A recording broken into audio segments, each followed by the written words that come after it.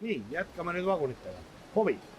Vagunid, Deluxe seeria ja siin on üks väga huvitav uus mudel, mis nagu põhjalaenselt näha on hästi avar ja eraldi duširuumiga veel, mis on vagunite puhul väga haruldane.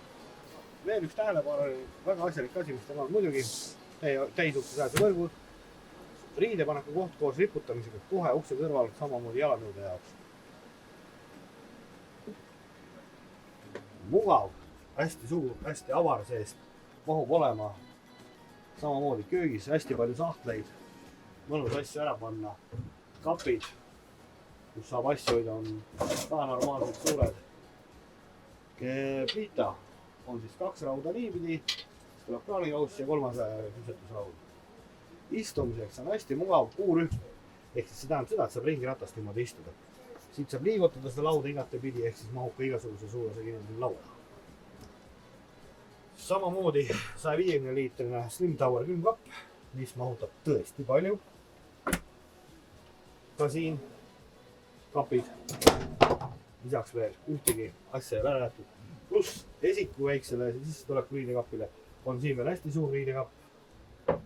Ja nüüd, mis tuleb veel selle mudeli, üks väga suuri asju, eeliseid, tal on kõrge pets, tavalise suurusega, aga siin edasi.